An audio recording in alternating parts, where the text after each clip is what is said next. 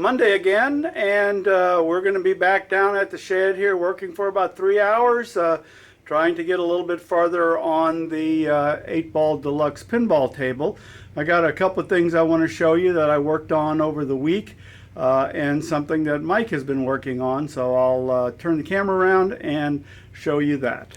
So the first thing I want to show you is a couple of 3D brackets that I printed off this week.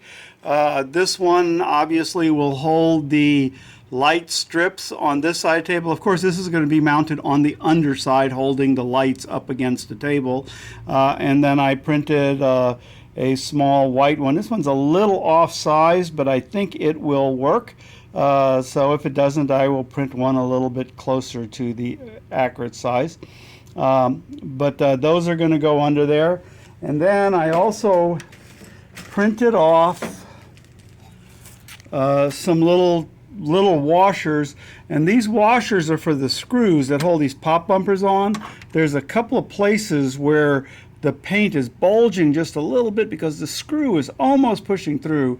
So when we take these back off to mount these rings, which fit perfectly inside these little holders, we will add these washers to the pop bumpers to protect that paint finish. And then I also 3D printed a bunch more of the long LED holders for those holes that were missing. Now let me show you what Mike has been doing. Mike just bought this really neat table. He's actually planning on buying another one. It's got two drawers, a long drawer on the bottom that he has organized some tools in, and a short drawer on the top, which he has nothing in yet. But the really neat thing about this table is, besides the fact that it's got a solid wood top, is that it cranks up and down to adjust to the height you want to work at. And all four of the caster wheels on it have locks, so you can put it in a place and lock it and it will stay exactly where you put it. Now Mike is planning to run down to our local big box store today and buy a couple of bicycle work mounts that turn out that they work perfectly for clamping onto play fields, so that you can rotate the play field back and forth without it hitting the table, or without you having to deal with that crappy homemade box thing that we've been using. So one of those will mount on each end. They'll clamp onto the play field, and he's planning on getting a second table and two more clamps for the other table. So we'll have a basically donor table and a new table, and we'll work between the two, and it'll just make life so much more convenient. So when we're working on those, we can crank this down low so that these things are sitting right at our work height. So Mike should be getting here shortly, I think, and I'm going to start working on mounting the lights on the other table. Okay, I got you zoomed in here a little bit. I'm going to be mounting this little piece of plastic on top of these strips.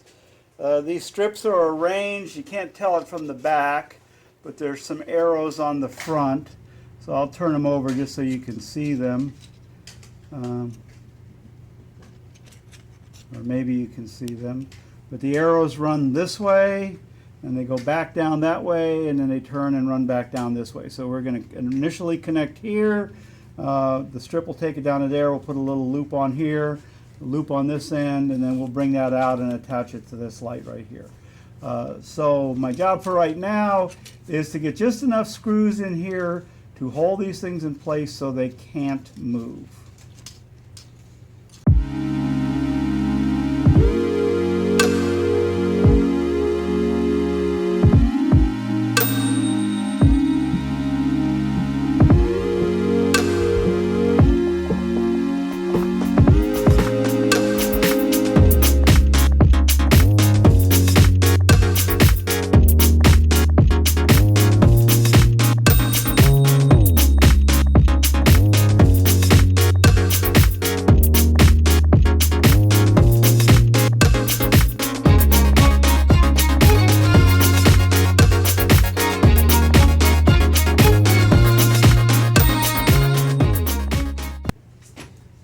Okay, that is quite stable. Those are not going to go anywhere.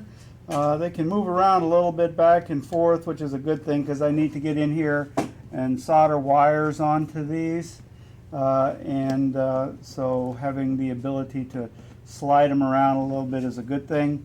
After we turn lights on,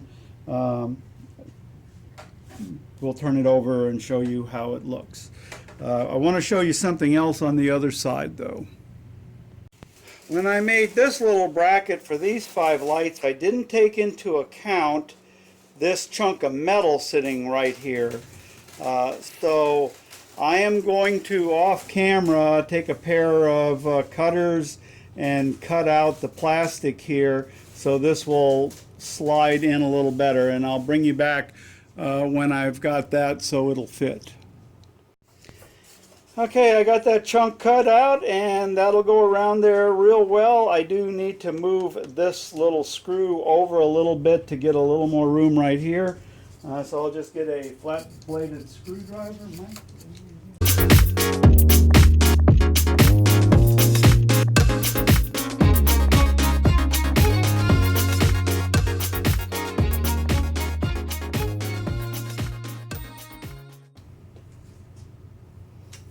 Okay, so that should sit in there just perfectly now.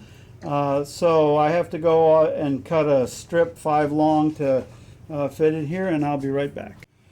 Okay, I've cut the little black strip. It's kind of hard to see under here, but it is so close that I don't really want to screw this down before I solder the wires on there, just because it's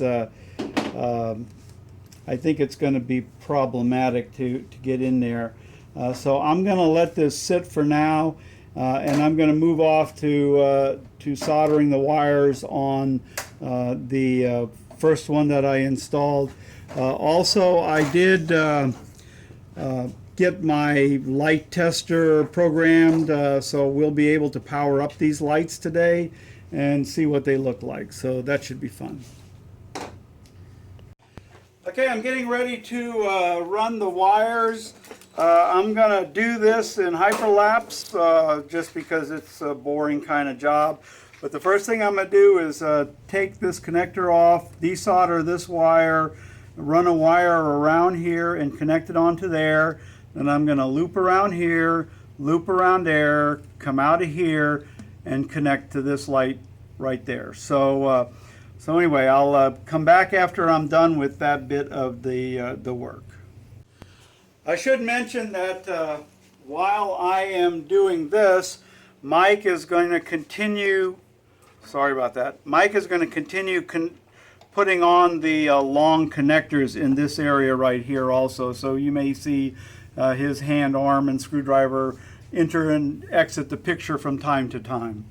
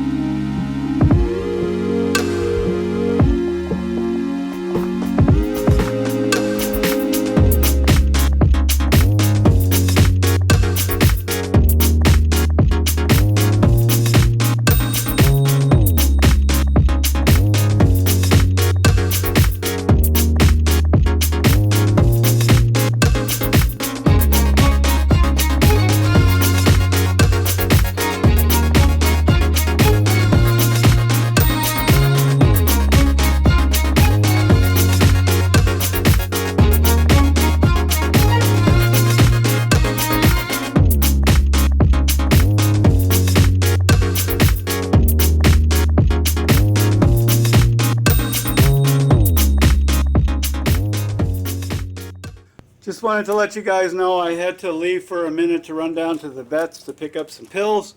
Just got back. Mike's been busy putting these light fixtures in while I've been gone.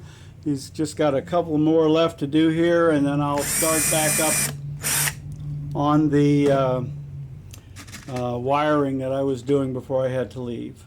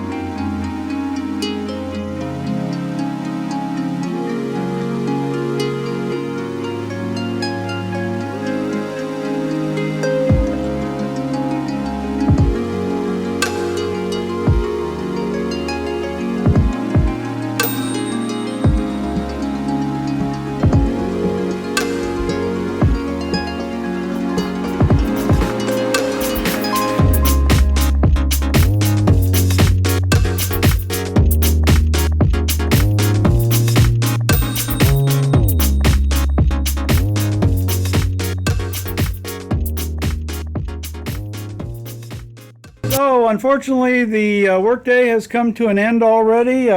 You can see we have some lights lit up. I have a little battery pack plugged into my my board, which I programmed just to turn everything on white.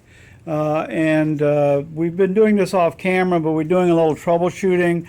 We found a bad connection over here, actually a bad LED, and we took it out and fixed that. And we've been having problems over here with that strip, and we ended up replacing a couple of LEDs that didn't fix the problem. I took the strip out. I'm going to have to take it home with me. And we just did a really horrid non-insulated soldering job there to extend the string all the way to the end just to make sure that it worked, and it does fine.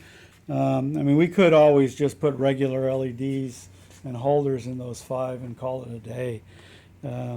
So we'll see how it goes.